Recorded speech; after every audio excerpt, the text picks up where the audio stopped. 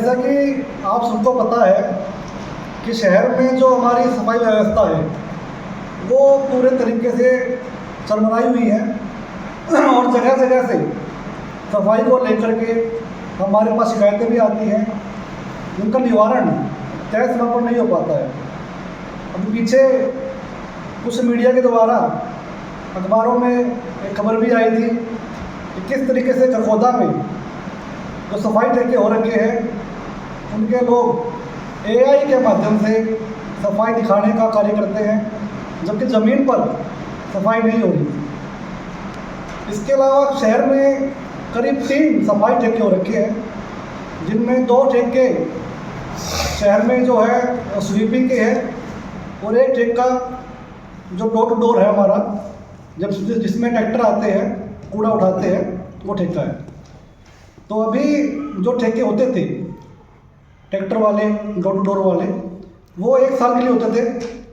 1 साल में बहुत सारी ऐसी कमियां थी उन ठेकों में, क्योंकि ठेकेदार के पास भी ज़्यादा समय नहीं था कमियां पूरे करने का। तो इसको देखते हुए हमने जो ठेका भी चालू किया है नया वो 5 साल के लिए लगाया गया है और 5 साल ठेके में ये चीज़ें सुनिश्चित की जाएंगी कि जो भी नियम और जो भी कानून, जो शर्तें सरकार ने थोपी है ठेकेदार पर, उनका पालन हो। आपने देखा रोहतक में अभी टेंडर जो शुरू हुआ था उसमें हर घर पे एक RFID चिप लगाई गई है और काम चालू हुआ है। उसी तर्ज पर खरखोदा में अप्रैल के महीने में काम चालू होगा नए टेंडर का, जिसमें कि हर घर के बाहर एक RFID चिप लगाई जाएगी। उसके साथ ही जो व्हीकल उसमें आएगा कूड़ा उठाने वाला, उस पर एक मशीन लगी रहेगी जो RFID चिप को स्कैन करेगी। और इसमें जो ट्रैक्टर आते थे पहले, जो बड़े ठेके होते थे, ट्रैक्टर की जगह पे छोटे हाथी आएंगे और साथ में ई-रिक्शा आएंगी, क्योंकि कुछ गलियाँ ऐसी हैं जिनमें छोटे हाथी या ट्रैक्टर नहीं जा पाते हैं, तो वहाँ पे ई-रिक्शा जाएंगी और ई रिक्शा पे जो हमारी मशीन है जो RFID स्कैन करेगी वो लगी होगी। इसके अलावा कुछ गलियाँ ऐसी रह जाती हैं जहाँ पर ई-रिक्शा भी नहीं जा पाती है, तो वैसी गलियों में जो हमारे कर्मचारी होंगे, सफाई कर्मचारी, उनके पास उनके हाथ में एक मशीन होगी। वो गलियों में जाएंगे, कूड़ा उठाएंगे और वो खुद मैनुअल उसको RFID चिप को स्कैन करेंगे। सभी व्हीकलों में GPS लगाए जाएंगे। और अब चूंकि ठेकेदार के पास 5 साल का टाइम भी है, तो उसने हमें ये प्रॉमिस किया है, ये अपना उन्होंने कमिटमेंट किया है कि वो 1 महीने के अंदर अंदर, हालांकि उसने 20 दिन कहा था, लेकिन हमने कहा कि 1 महीने के अंदर अंदर यानी अप्रैल के महीने में आप लगभग पूरे खरखोदे में सभी घरों के बाहर चिप लगा के रेडी कर दीजिएगा। उन्होंने कमिटमेंट दिया है इस चीज़ को लेकर के।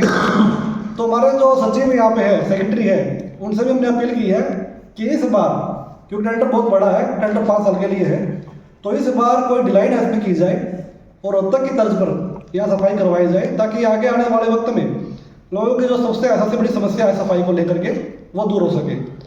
इसके अलावा जो पहले टेंडर चले हुए हैं स्वीपिंग के जोन 1 और जोन 2 के लिए, उनमें हमने कहा था कि इनकी विजिलेंस जांच करवाई जाए और पिछली हाउस की मीटिंग में हमने प्रस्ताव भी पास किया था, लेकिन अब तक वो प्रस्ताव उन्होंने एंट्री नहीं की उसकी कार्रवाई रजिस्टर में।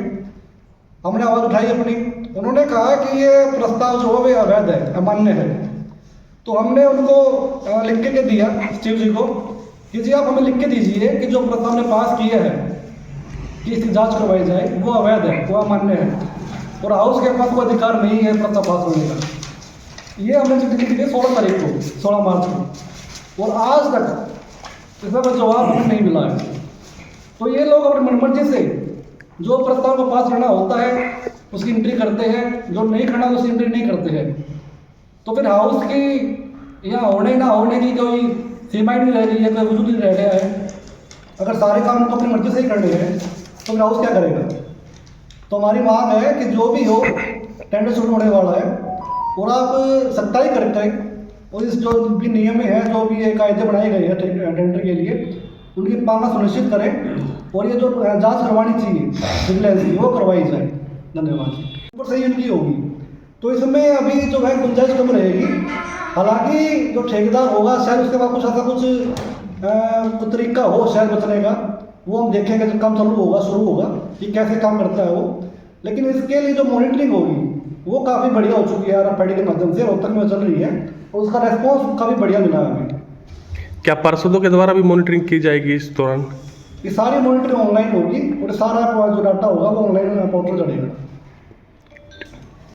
नमस्कार, KD international school Rohtak road Kharkhoda अब दे रहा है सभी बच्चों के लिए मुफ्त बस सेवाएं। जी हाँ, बस की चिंता छोड़िए और अपने बच्चे को दीजिए वर्ल्ड क्लास एजुकेशन। हम आपको बता दें कि केडी इंटरनेशनल स्कूल में एडमिशन कक्षा नर्सरी से 9वीं तक शुरू हो चुके हैं। तो जल्द ही संपर्क करें KD international school Rohtak road Kharkhoda.